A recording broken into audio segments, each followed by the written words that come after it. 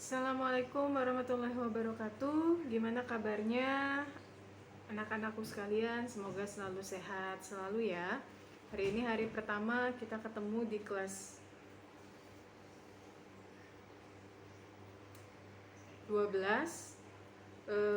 Saya akan menyampaikan beberapa poin penting yang harus kalian cermati berkaitan dengan proses KBM di mata pelajaran PPKN.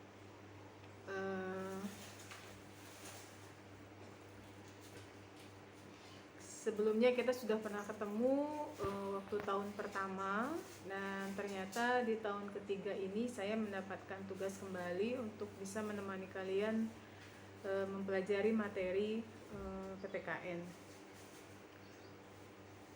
Untuk di kelas 12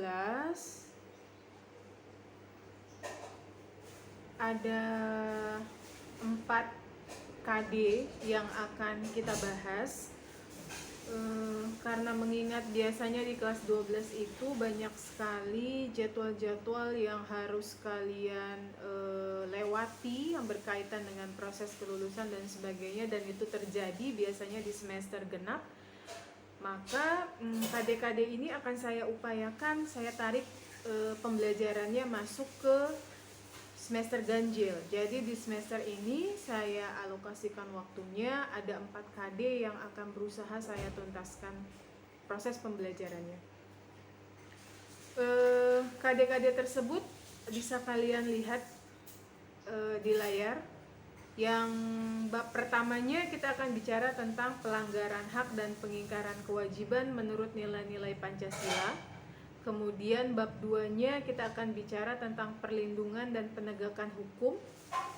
Bab ketiganya kita akan bicara tentang pengaruhan kemajuan IPTEK terhadap NKRI, dan yang terakhir adalah perkembangan persatuan dan kesatuan. Saya mengingatkan dan memohon kerjasamanya sehingga proses belajar mengajar terutama di mata pelajaran ini bisa berlangsung dengan baik. Untuk KKM sebenarnya di atas kertas tetap poinnya 75, tapi mengingat kalian adalah kelas 12, saya tidak menginginkan nilai-nilai kalian yang sudah diperoleh sebelumnya itu di semester ini menjadi turun. Jadi target saya adalah minimal nilai kalian mencapai 83, bahkan kalau bisa sampai ke grade A yang jumlahnya itu adalah 91. Jadi mudah-mudahan ketika kalian bersinergi kita bisa mencapai apa yang kita harapkan tersebut. Dengan adanya 4 KD ini, maka otomatis di setiap KD saya akan mengambil nilai, entah itu bentuknya latihan, entah itu bentuknya tugas yang harus kalian tuntaskan. Mohon dikerjakan dengan baik karena ini adalah tahapan kalian berada di kelas 12. Nilai semester 5 ini turut menentukan menjadi bahan pertimbangan ketika kalian mau mengajukan diri bisa masuk ke melalui jalur undangan.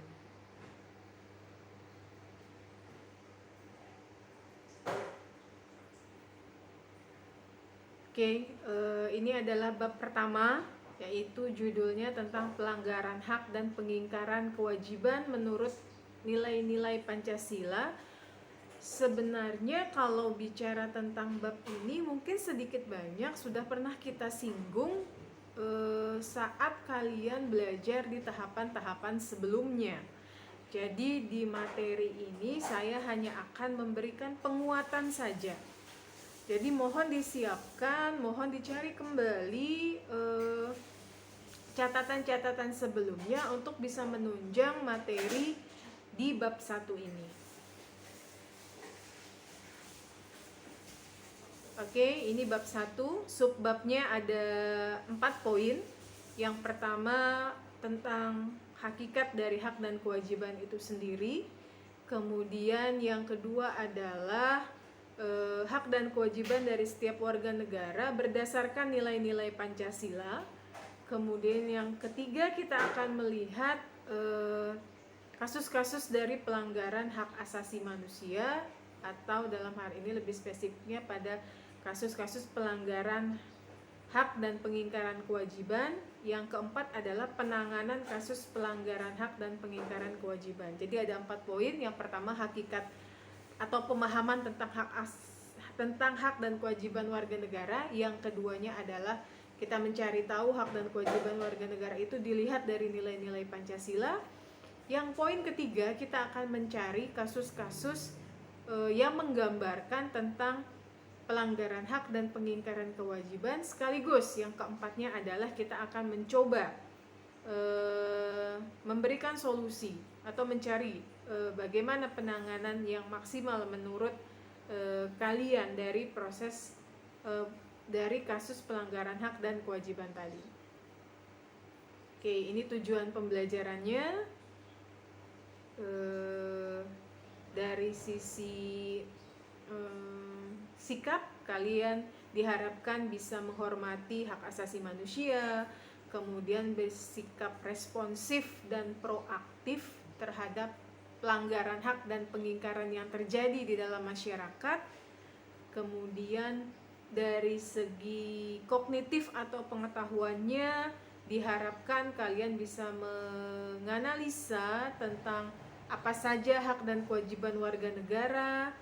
Kemudian kalian bisa menyebutkan contoh pelanggaran kasusnya, kemudian bisa menyajikan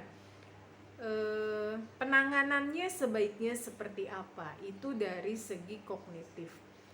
Sementara dari sisi keterampilan atau hal yang akan saya tagihkan sebagai tugas, kalian diminta untuk bisa membuat sebuah laporan sederhana yang berkaitan dengan kasus pelanggaran hak atau pengingkaran kewajiban tadi. Oke, yang pertama kita bicara tentang hak dan kewajiban warga negara. Kalian bisa lihat di sini.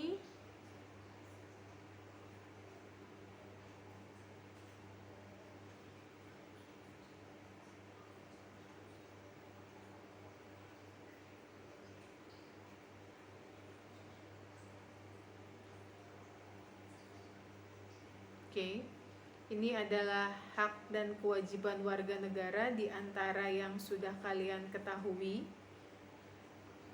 Misalnya di antara sekian banyak itu adalah hak kesamaan dalam kedudukan di dalam hukum, hak untuk mendapatkan pekerjaan, hak untuk bisa berpendapat, dan sebagainya.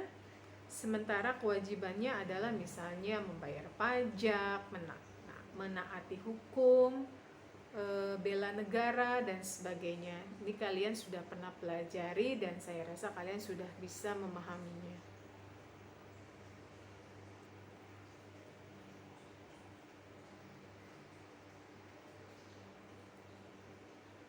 Oke, bagian ini adalah hak dari negara atau dari pemerintah, kemudian kewajibannya terhadap warga negara Indonesia itu apa aja. Jadi hak negara itu adalah menciptakan peraturan agar masyarakat yang bisa tertib.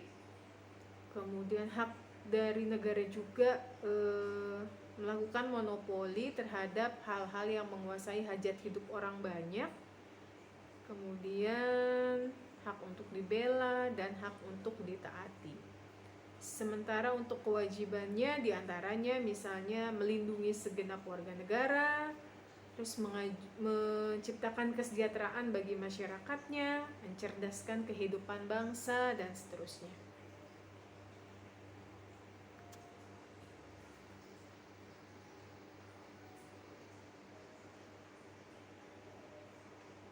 Oke. Ini. Di sini kita lihat ada hak dan kewajiban warga negara dalam nilai-nilai Pancasila. Jadi nilai-nilai Pancasila itu ada 3, nak. Mohon dicermati ya. Nilai-nilai Pancasila itu ada 3. Yang pertama adalah nilai dasar. Nih, di poin yang berwarna merah yang pertama adalah nilai dasar. Yang dimaksud dengan nilai dasar itu adalah nilai-nilai dari sila-sila Pancasila. Jadi kalau bicara tentang nilai dasar berarti ada 5. Kenapa? Karena sila-sila dalam Pancasila itu ada 5. Yang pertama, sila pertama, ketuhanan yang Maha Esa. 2, kemanusiaan yang adil dan beradab, dan seterusnya sampai ke sila yang kelima. Jadi itu yang dimaksud dengan nilai dasar. Oke, perhatikan seperti yang saya sebutkan tadi. Hak dan kewajiban warga negara dalam nilai dasar Pancasila berarti sesuai dengan sila-sila yang terdapat di dalam Pancasila, yaitu sila pertama sampai dengan sila kelima. Yang kedua, nilai yang terdapat di dalam Pancasila adalah nilai instrumental. Nilai instrumental ini adalah aturan penjelas atau aturan pelaksana dari nilai-nilai dasar. Jadi kita kan punya Pancasila. Pancasila itu terdiri dari 5 sila. 5 sila ini adalah nilai-nilai pokok, ya, yang penjabarannya dituangkan dalam nilai instrumental. Jadi diperjelas lagi ke dalam nilai instrumental.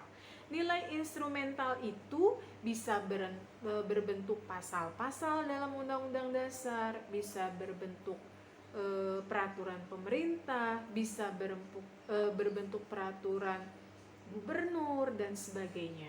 Jadi peraturan yang berada di bawah nilai-nilai dasar itu adalah nilai instrumental.